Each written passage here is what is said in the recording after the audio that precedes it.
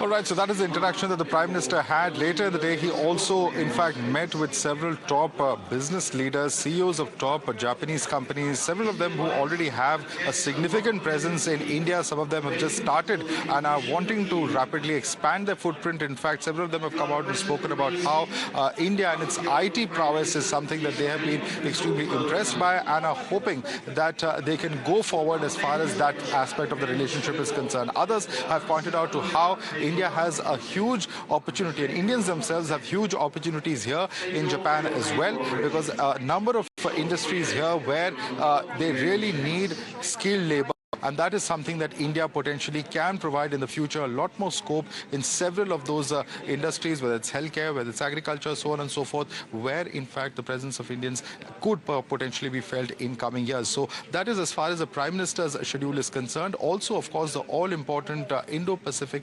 regional economic partnership. That is something that is also has generated some amount of headlines because of the kind of sharp retorts and reactions that have come in from China, which even before the announcement have in fact even been opposed by China. They've said that it is not going to be a success. Of course, this is in direct relationship to the Belt and Road initiative that China has announced in the past, and that's why, of course, being seen with a huge amount of importance and interest right here in Japan. But the all-important Quad meeting is tomorrow.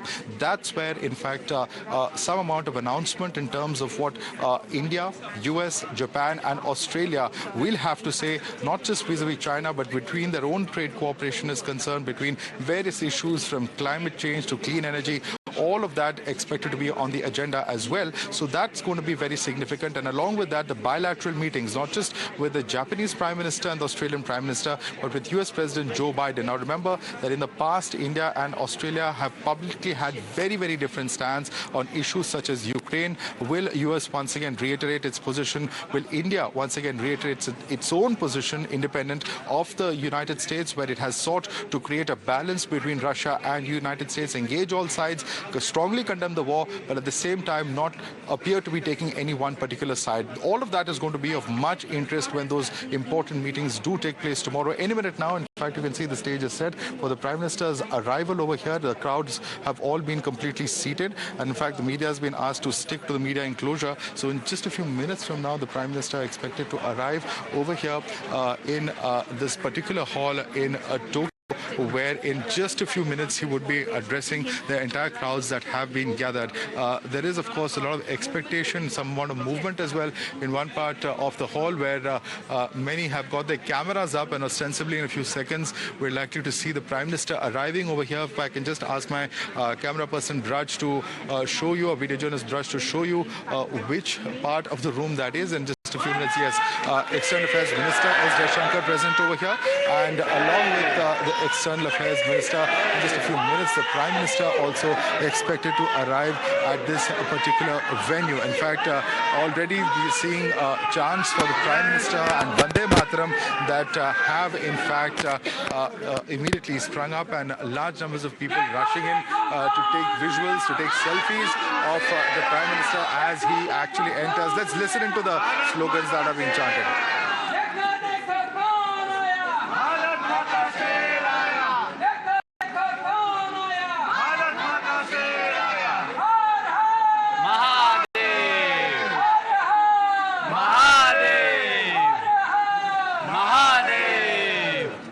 So External Affairs Minister S. Jaishankar, National Security Advisor Ajit Doval, all present over here at this particular event. They have been with the Prime Minister through the course of all the important meetings and events that he has in fact been attending right since this morning. And in just a few minutes, perhaps, the Prime Minister would be arriving at this particular location, where in fact we are going to be seeing him emerge right at the heart of this particular hall currently, where the PM is expected. A whole series of meetings that have happened today, a packed schedule tomorrow as well for the Prime Minister. It's not just the Quad Summit, but also, of course, the bilateral meetings that we've been discussing that will be on the agenda. But all eyes on what the Prime Minister will address as far as the Indian diaspora is concerned. That's going to be quite significant to see what the PM has to say to the Indian community, which is gathered here in huge numbers. Remember that we've been telling you, and we've been talking to a large cross-section of people over here, over 500, 700 kilometers that people have traveled. Many have caught flights coming from different parts of the country, from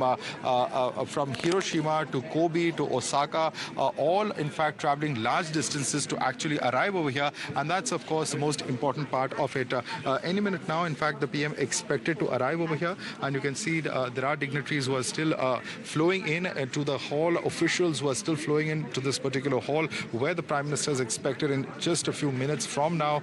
We will, of course, we have, of course, a very, very charged up crowd over here that has, in fact, been chanting slogans in expectation of the Prime Minister. So one can only imagine what will happen when the Prime Minister does arrive. And in fact, a large number of people have actually said that they're treating this as a festival because they have turned out just as they would for any festival, and the arrival of the Prime Minister for them, they feel, is nothing short of that. So the PM expected in just a few minutes over here. Bharat Mata Ki Jai and Vande Mataram slogans are, of course, being chanted even as we speak, and the Prime Minister expected in just a few minutes to arrive over here at Japan. The SPG's final ring of security around all of those present over here, in fact, has been thrown in, and the Prime Minister thus expected to arrive any minute now, even as we speak. A very, very important visit, the third visit of the Prime Minister to Japan during his tenure as Prime Minister, and just underlining the close relationship that the Prime Minister has with not just the country of Japan, but also, of course, the close relationship and ties that Japan has with India in terms of the number of projects that are being executed, and of course also the future of the relationship as it is perceived. So a lot in terms of the expectations at the moment, and of course the Prime Minister's arrival just expected in few minutes from now. So this is where it's at the Hotel Imperial in Tokyo, where the Prime Minister is expected, and of course a series of meetings that's expected tomorrow. All eyes really will be on the Quad meeting, because the Quad meeting is certainly something, and the good fact that it's happening right here in Tokyo, Japan. What kind of a signal does it send out to China? Will there be any announcement vis-a-vis the extraterritorial or the expansionist policies that have been roundly criticized by all the Quad members time and again? That's something that's certainly going to have to watch out for, as well as cooperation in multiple areas, from high technology to climate change to even, of course, clean energy. Several of such aspects that we have already been discussing. There's, of course, the entire issue of wheat exports as well, with India having banned private players from exporting wheat. How does that completely play out in coming days is something that we will also have to watch out for. India has expressed its concern in the past about how the wheat that is sold could potentially be hoarded by countries such as China, and therefore, of course, wanted to take measures to ensure that all the wheat that is being sold has reached the countries where eventually they wanted to land up. All right, so we're seeing some movement there. The Prime Minister expected many cameras going up in anticipation to take a selfie with the Prime Minister. Even as we speak, I can see at least about 3 dozen cameras that have just gone up, and all expecting the Prime Minister would arrive any minute now at the hall here at the Hotel Imperial in Tokyo. So that's as far as the expectations go, but it does seem that perhaps it will be a few more minutes before the Prime Minister will eventually reach over here at this particular hall in Tokyo, where the Prime Minister is expected in just a few minutes from now. And of course, a final movement with the Prime Minister's photographers arriving now. The PM expected any minute now, and the SPG, of course, leading the way with the Prime Minister expected inside this particular hall. The Prime Minister, in fact, has arrived. He is, in fact, and of course, you can see the entire mood over here has turned completely electric, with the persons gathered who are cheering for the Prime Minister. The PM, of course, waving and meeting the Indian community members who are gathered. And in fact, as you can see, he has been welcomed with chants of Modi as he, in fact, walks towards the dais to address the gathering that is present even as we speak. So you can hear the excitement. It's quite palpable. The rush of people, the surge of persons towards the Prime Minister to try and get a glimpse with him, to try and get a photograph with him, click a selfie with him, and that rush has been immense, with dozens and dozens of people just swarming in to this particular hall. So all eyes on what the Prime Minister will address, given the kind of excitement that we're seeing, at least from those who are gathered here, and the NRIs who have come in large numbers here to welcome the Prime Minister in this third visit of his to Japan. Clearly something that they say very clearly is a matter of pride for them, and also at the same time shows the deepening ties between India and Japan, something that they feel has increased drastically over the last several years since the Prime Minister has taken charge. And that, of course, is a perceptible change. Any minute now, we will expect the Prime Minister to begin his address and, in fact, address the crowd and bring to them or the moment that they've all been waiting for in terms of actually hearing the Prime Minister speak over here in Tokyo. As I've been telling you, we've been speaking to several persons and they've told us that they've come in from different faraway locations, all the way from Hiroshima in certain cases, Kobe, as well as Osaka. They've got flights to come here just to hear the Prime Minister speak, and that's really where it becomes that much more important as far as the entire visit is concerned. All right, the Prime Minister is on stage. We can expect him to start speaking in a minute now. Prime Minister Modi speaking over there even as we speak, and he's on the stage waving to the crowds even as we speak. Claps going out over there, in fact welcoming the Prime Minister to Tokyo even as we speak. And you can see the Prime Minister in fact waving out to the crowds and in fact greeting them even as we speak. Let's listen to the slogans that are being chanted even as we speak.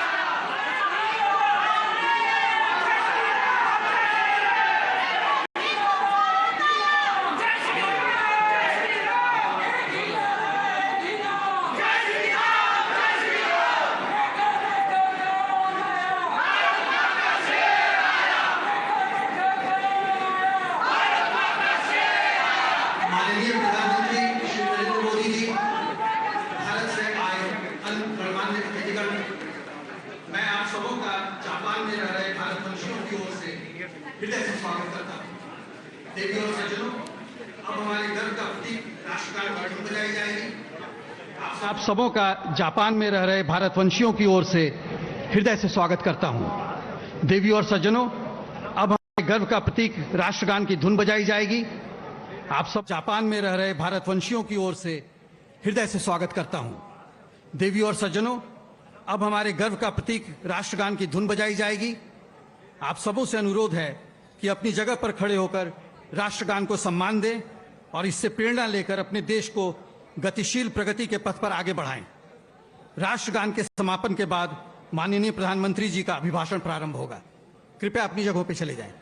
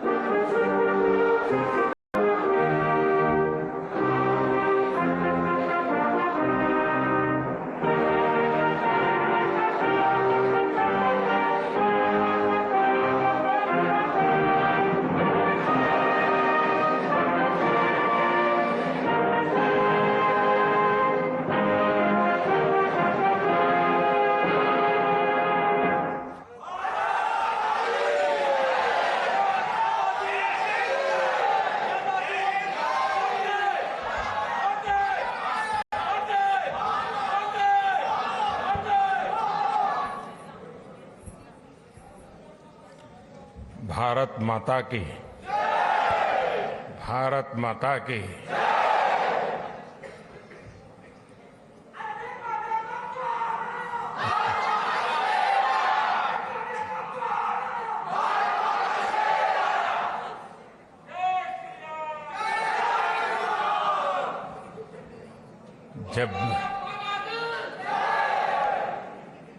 जब भी मैं Japan आता हूं तो मैं हर बार देखता हूं कि आपकी स्नेह वर्षा हर बार बढ़ती ही जाती है।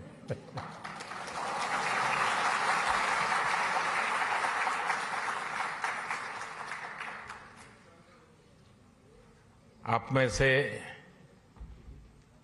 कई साथी ऐसे हैं जो अनेक वर्षों से यहां बसे हुए हैं। जापान की भाषा, यहाँ की वेशभूषा, कल्चर, खान पान एक प्रकार से आपके जीवन का भी हिस्सा बन गया है। और हिस्सा बनने का एक कारण ये भी है कि भारतीय समुदाय के संस्कार समावेशक रहे हैं, लेकिन साथ साथ जापान में अपनी परंपरा, अपने मूल्य, अपनी जीवन पद्धति, उसके प्रति जो कमिटमेंट है वो बहुत गहरा है और इस दोनों का मिलन हुआ है। इसलिए स्वाभाविक रूप से एक अपनेपन के महसूस होना बहुत स्वाभाविक होता है। साथियों, आप यहां रहे हैं, काफी लोग आप लोग यहां बस गए हैं। मैं जानता हूं कईयों ने यहां शादी भी कर ली है।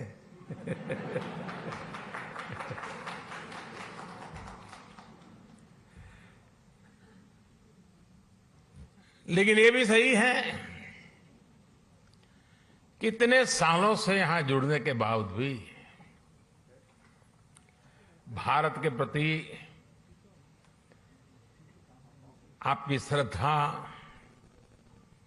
भारत के संबंध में जब अच्छी खबरें आती हैं तो आपकी खुशियों का पार नहीं रहता है, होता है ना। और कभी कोई बुरी खबर आ जाए तो सबसे ज्यादा दुखी भी आप ही होते हैं।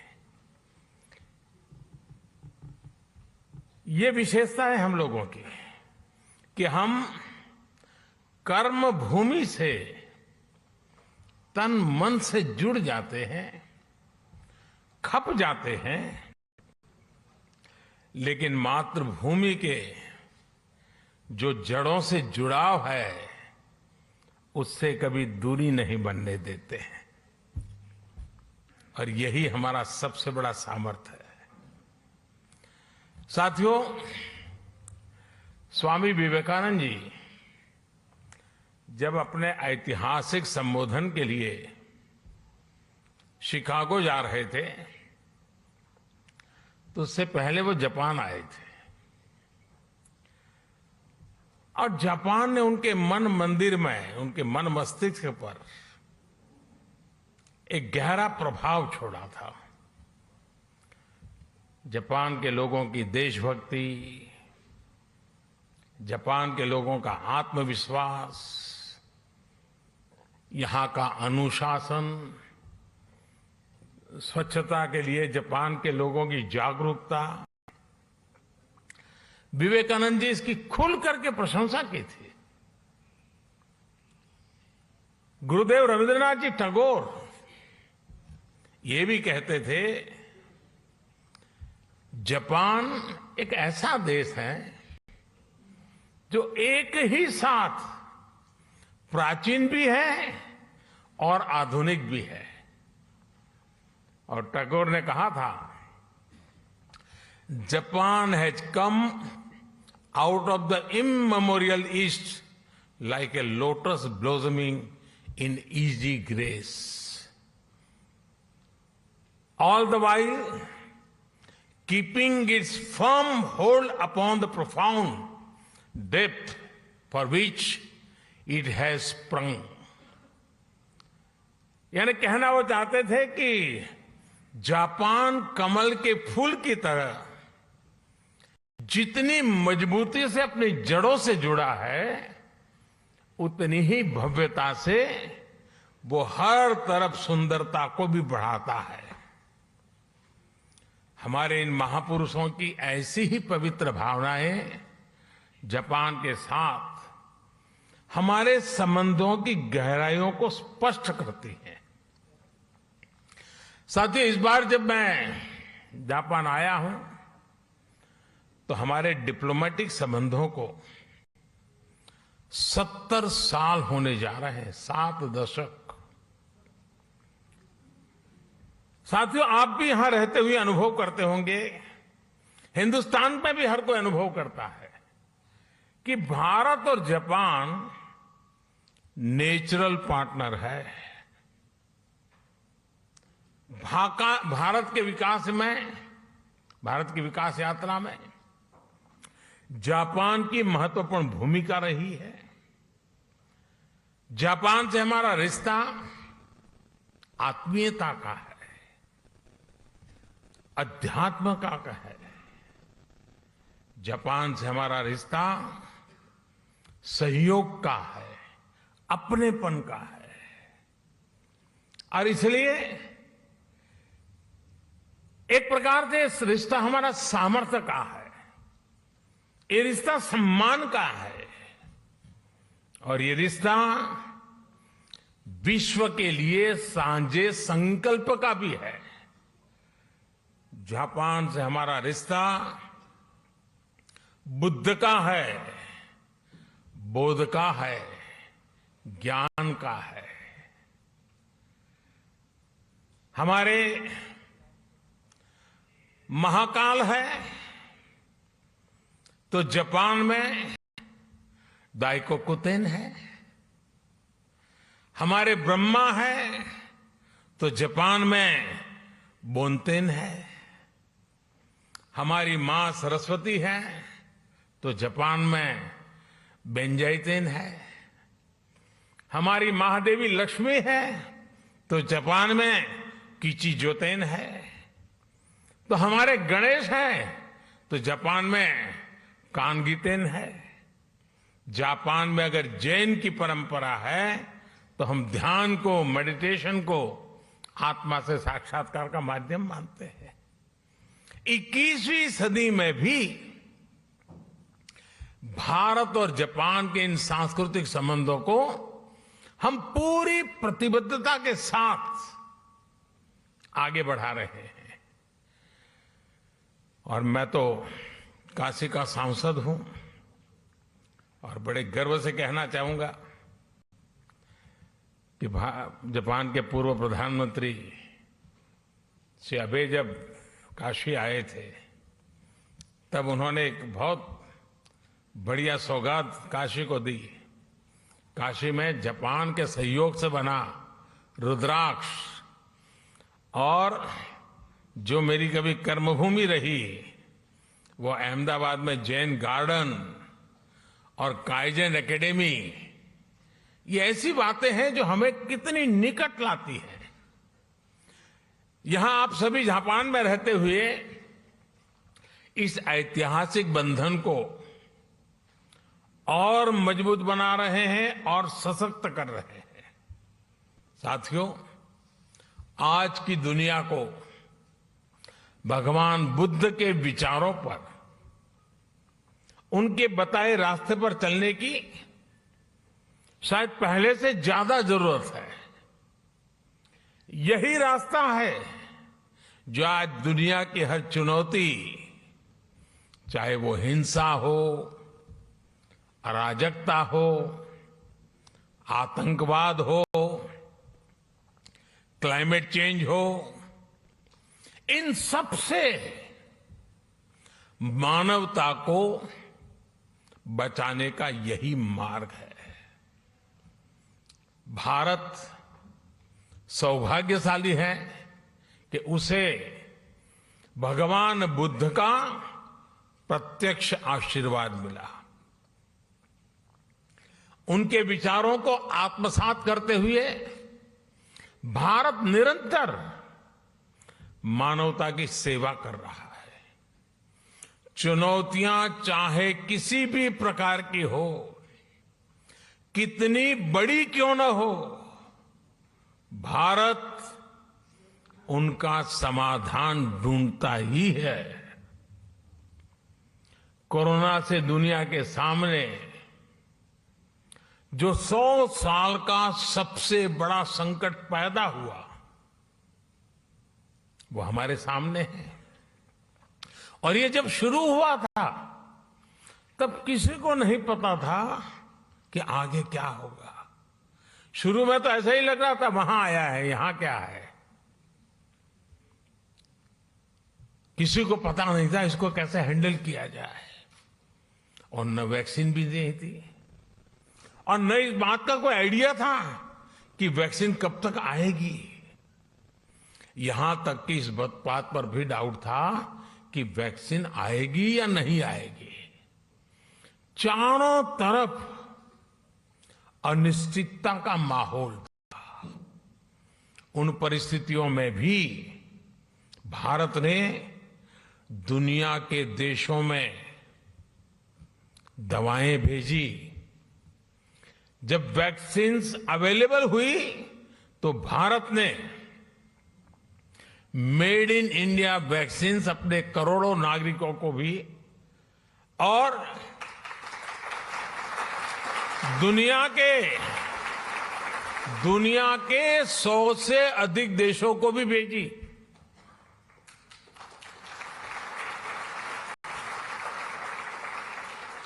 साथियों, अपनी स्वास्थ्य सेवाओं को और बेहतर बनाने के लिए भारत अभूतपूर्व निवेश कर रहा है। दूर सुदूर क्षेत्रों में भी स्वास्थ्य सुविधाएं पहुंचे, इसके लिए देश भर में लाखों नए वेलनेस सेंटर्स बनाए जा रहे हैं। आपको ये जानकर के भी खुशी होगी, शायद आज आपने भी सुना होगा, वर्ल्ड हेल्थ ऑर्गेनाइजेशन WHO ने भारत की आशा वर्कर्स, आशा बहनों को director generals global health leader award से सम्मानित किया है।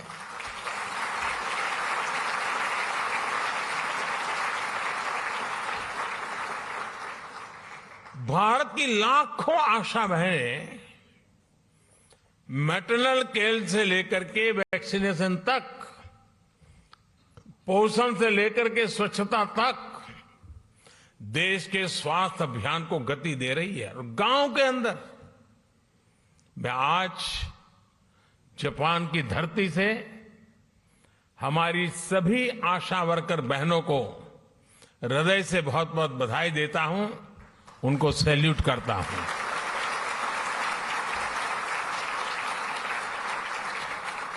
साथियों, भारत आज किस तरह वैश्विक चुनौतियों का मुकाबला करने में मदद कर रहा है, इसका एक और उदाहरण एनवायरनमेंट का भी है। आज क्लाइमेट चेंज विश्व के सामने मौजूद एक महत्वपूर्ण संकट बन गया है। हमने भारत में इस चुनौती को देखा भी और उस चुनौती से स्थायी समाधान के लिए रास्ते भी खोजने की दिशा में हम आगे बढ़े। भारत ने 2070 तक नेट जीरो के लिए कमिट किया है।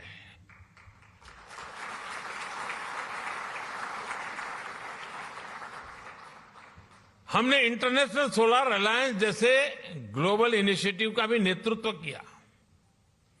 क्लाइमेट चेंज के कारण दुनिया पर नेचुरल डिजास्टर्स का खतरा भी बढ़ गया है। इन डिजास्टर्स के खतरों को, उनके प्रदूषण के दुष्प्रभावों को जापान के लोगों से ज्यादा बेहतर और कौन समझ सकता है। प्राकृतिक आपदाओं से जापान ने लड़ने की क्षमता भी बना दी है। जिस तरह जापान के लोगों ने इन चुनौतियों का सामना किया है, हर समस्या से कुछ न कुछ सीखा है, उसका समाधान खोजा है और व्यवस्थाएं भी विकसित की है, व्यक्तियों का भी उस प्रकार से संस्कार किया है। यह अपने आप में सराहनीय है। इस दिशा में भी भारत ने CDRI यानी coalition for disaster resilient infrastructure में लीड ली है। साथियों, भारत आज ग्रीन फ्यूचर, ग्रीन जॉब्स के लिए, कैरियर रोडमैप के लिए भी बहुत तेजी से आगे बढ़ रहा है।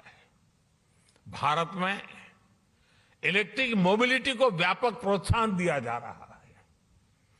ग्रीन हाइड्रोजन को हाइड्रोकार्बन का विकल्प बनाने के लिए विशेष मिशन शुरू किया गया है। बायोफ्यूल से जुड़ी रिसर्च और इंफ्रास्ट्रक्चर के निर्माण पर बहुत बड़े स्केल पर काम चल रहा है। भारत ने इस दशक के अंत तक अपनी टोटल इंस्टॉल्ड पावर कैपेसिटी का 50% नॉन फॉसिल फ्यूल से पूरा करने का संकल्प लिया है।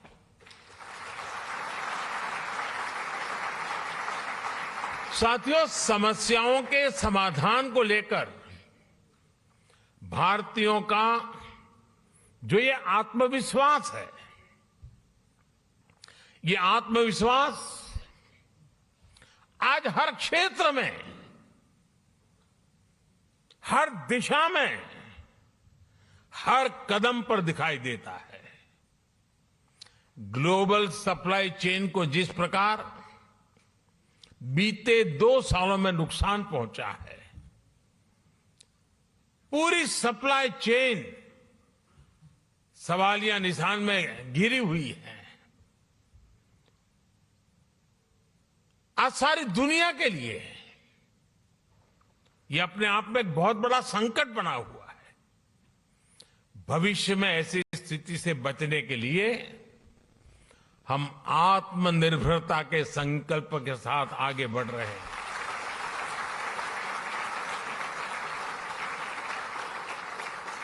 और आत्मनिर्भरता का ये हमारा संकल्प सिर्फ भारत के लिए है ऐसा नहीं है।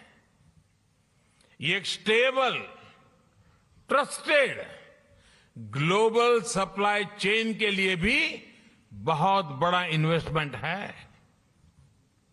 आज पूरी दुनिया को यह एहसास हो रहा है कि जिस स्पीड और स्केल पर भारत काम कर सकता है वो अभूतपूर्व है।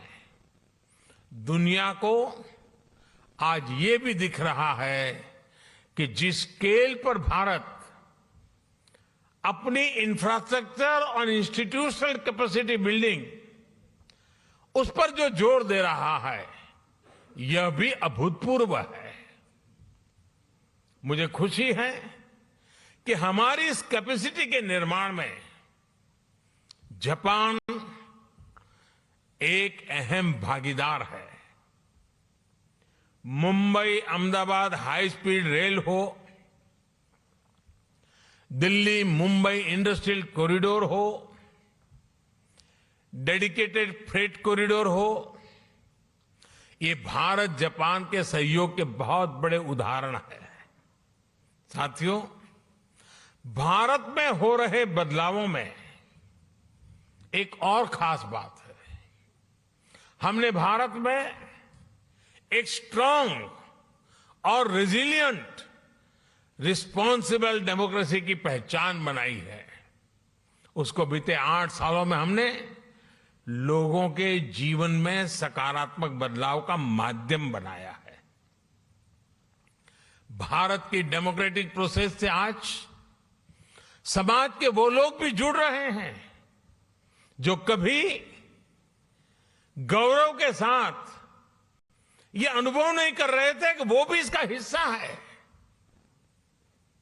हर बार, हर इलेक्शन में रिकॉर्ड टर्नआउट, और उसमें भी यहां जो हमारी माताएं बहनें हैं उनको जरा खुशी होगी।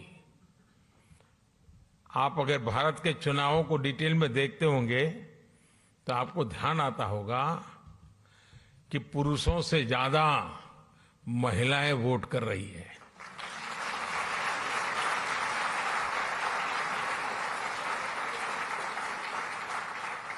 ये इस बात का प्रमाण है कि भारत में डेमोक्रेसी सामान्य से सामान्य नागरिकों के हकों के प्रति कितनी सजग है, कितनी समर्पित है और हर नागरिक को कितना सामर्थ्यवान बनाती है। साथियों, मूल सुविधाओं के साथ साथ हम भारत के एस्पिरेशन को भी नई बुलंदी दे रहे हैं, नया आयाम दे रहे हैं। भारत में इंक्लूसिवनेस का, लीकेज प्रूफ गवर्नेंस का, यानी एक ऐसी डिलीवरी व्यवस्था,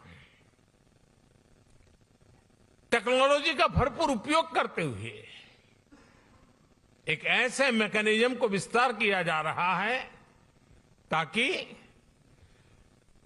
जो जिस चीज का हकदार है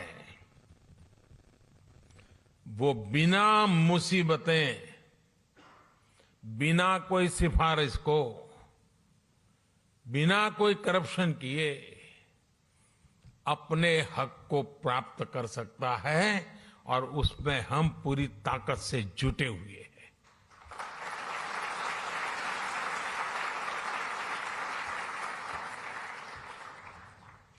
और टेक्नोलॉजी के इस उपयोग ने, डायरेक्ट बेनिफिट ट्रांसफर की इस परंपरा ने कोरोना के इस विकट कालखंड में गत 2 वर्ष में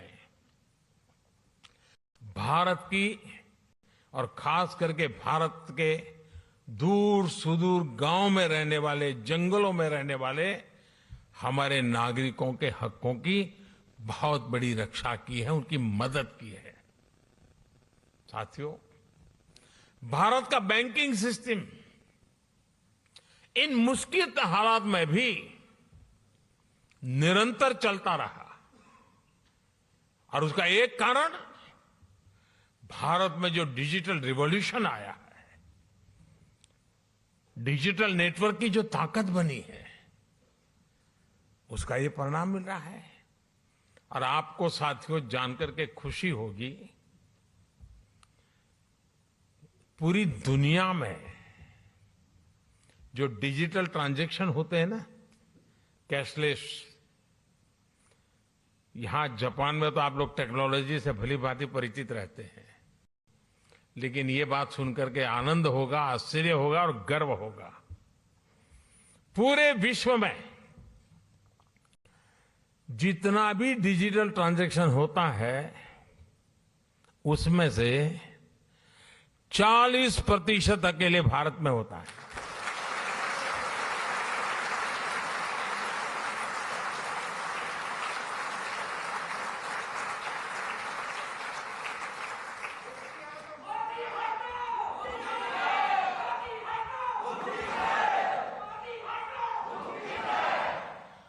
कोरोना के शुरुआती दिनों में जब सब बंद था,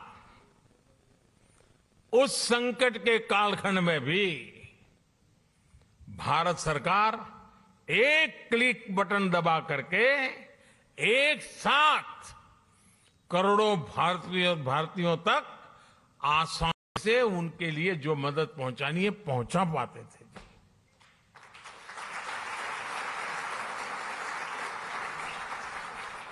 और जिसके लिए मदद तय थी उसी को मिली, समय पर मिली और इस संकट से जूझने का उसे सामर्थ्य भी मिला। भारत में आज सही मायने में पीपल लेड गवर्नेंस काम कर रही है। गवर्नेंस का यही मॉडल डिलीवरी को एफिशिएंट बना रहा है। यही डेमोक्रेसी पर निरंतर मजबूत होते विश्वास का सबसे बड़ा कारण है।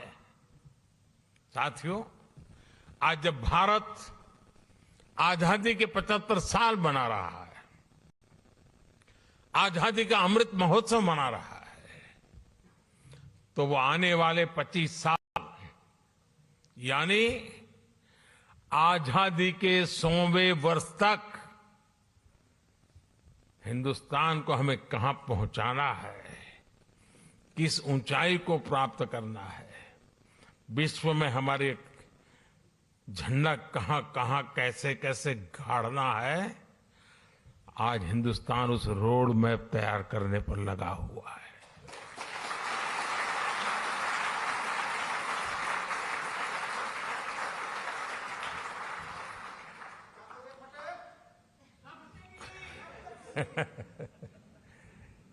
आजादी का ये अमृतकाल भारत की समृद्धि का, संपन्नता का एक बुलंद इतिहास लिखने वाला है। दोस्तों, मैं जानता हूं कि ये जो संकल्प हमने लिए हैं, संकल्प आप पे बहुत बड़े हैं, लेकिन साथियों, मेरा जो लालन पालन हुआ है, मुझे जो संस्कार मिले हैं, जिन जिन लोगों ने मुझे गढ़ा है, उसके कारण मेरी भी एक आदत बन गई है। मुझे मक्खन पर लकीर करने में मजा नहीं आता है, मैं पत्थर पर लकीर करता हूं।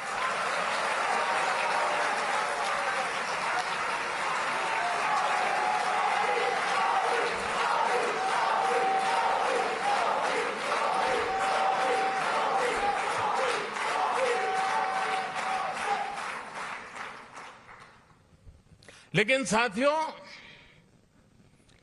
सवाल मोदी का नहीं है। आज हिंदुस्तान से 130 करोड़ लोग, और मैं जापान में बैठे हुए लोगों के भी आंखों में वही देख रहा हूं, आत्मविश्वास। 130 करोड़ देशवासियों का आत्मविश्वास, 130 करोड़ संकल्प, 130 करोड़ सपने, और इस 130 करोड़ सपनों को पूर्ण करने का ये विराट सामर्थ्य परिणाम निश्चित लेके रहेगा। दोस्तों, हमारे सपनों का भारत हम देख के रहेंगे।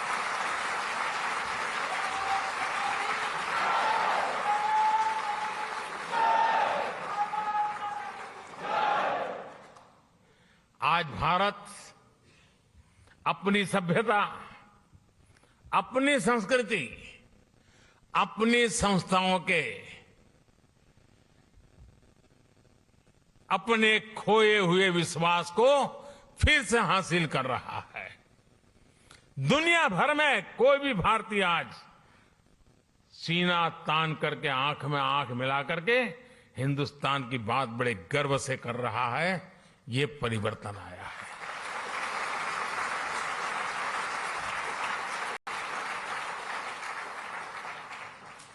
आज मुझे यहां आने से पहले भारत की महानताओं से प्रभावित कुछ लोग जो अपना जीवन खपा रहे हैं, ऐसे लोगों के दर्शन करने का मुझे मौका मिला, और बड़े गर्व से वो कह रहे थे योग की बातें, वो योग को समर्पित है। जापान में भी शायद ही कोई होगा जिसको योग की कल्पना न हो। हमारा आयुर्वेद, हमारी पारंपरिक चिकित्सा पद्धति, आजकल तो हमारे मसाले सब दूर, उसकी मांग बढ़ रही है। लोग हमारी हल्दी मंगवा रहे हैं। इतना ही नहीं साथियों, हमारी खादी, वरना तो आजादी के बाद धीरे धीरे वो नेताओं के कॉस्ट्यूम बनकर के रह गई थी।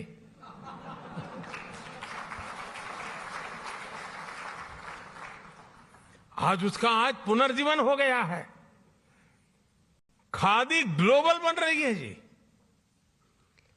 यही तो भारत की बदलती हुई तस्वीर है। दोस्तों, आज का भारत अपने अतीत को लेकर जितना गौरवान्वित है, उतना ही tech led, science led, innovation led, talent led future को लेकर भी आशावान है। जापान से प्रभावित होकर स्वामी विवेकानंद जी ने एक बार कहा था कि हम भारतीय नौजवानों को अपने जीवन में कम से कम एक बार जापान की यात्रा जरूर करनी चाहिए।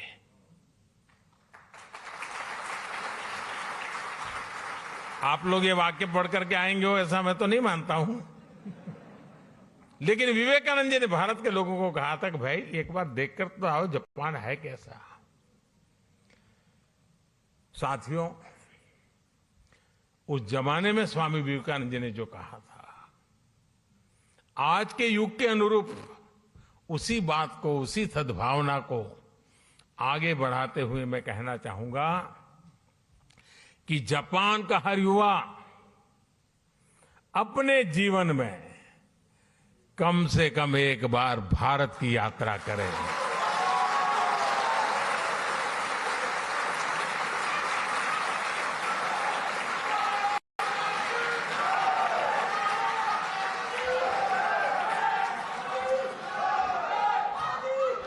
आपने अपनी स्किल से, अपने टैलेंट से, अपनी एंटरप्रेन्योरशिप से जापान की इस महान धरती को मंत्रमुग्ध किया है। भारतीयता के रंगों से, भारत की संभावनाओं से भी आपको जापान को लगातार परिचित कराना है। आस्था हो या एडवेंचर, जापान के लिए तो भारत एक स्वाभाविक टूरिस्ट डेस्टिनेशन है। और इसलिए भारत चलो, भारत देखो, भारत से जुड़ो, इस संकल्प से जापान के हर मेरे भारतीय से मैं आग्रह करूंगा कि वो उससे जुड़े। मुझे विश्वास है कि आपके सार्थक प्रयासों से भारत जापान की दोस्ती को नई बुलंदी मिलेंगी। इस अद्भुत स्वागत के लिए, और मैं देख रहा था, अंदर आ रहा था, चारों तरफ जोश, नारे, उत्साह, और जितना भारत को आप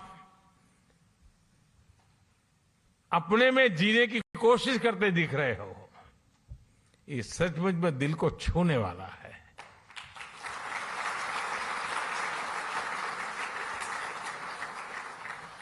आपका ये प्यार, ये स्नेह हमेशा बना रहे। इतनी बड़ी तादाद में आकर के, और मुझे बताया गया कि जापान में से सिर्फ टोक्यो से नहीं, बाहर से भी कुछ साथी आज आए हैं। पहले मैं आया करता था, इस बार नहीं आ पाया था, आप भी आ गए। लेकिन मुझे अच्छा लगा, आप सबके दर्शन करने का अवसर मिला। मैं फिर एक बार आप सबका बहुत बहुत धन्यवाद करता हूं, हृदय से आभार व्यक्त करता हूं। भारत माता की, भारत माता की, भारत माता की बहुत बहुत धन्यवाद।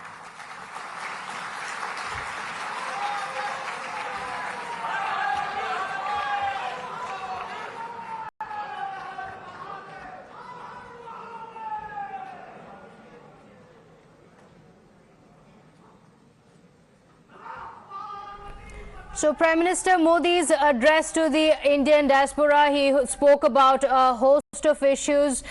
He said India and Japan are natural partners and that Japan has played a very important role in the development of India. The focus, of course, being on how strong India's democracy is.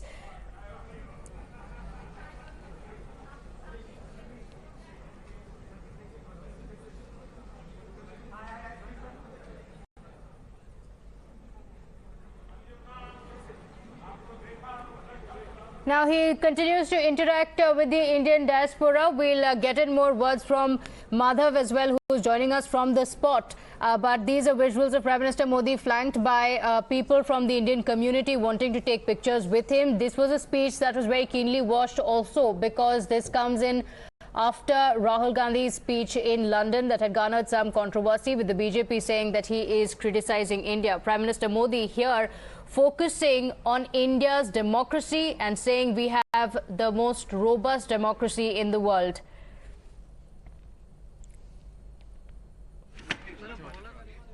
The Prime Minister, of course, focused on the Indian community in Japan, saying the community is working towards strengthening of the India-Japan ties, and it has the community has also brought India and Japan together, focusing on the fact that Japan has been a very, very crucial partner of India in its development journey. Now, this morning, as Prime Minister Modi arrived in Tokyo, he was given a very, very grand welcome by the Indian diaspora, and now his address.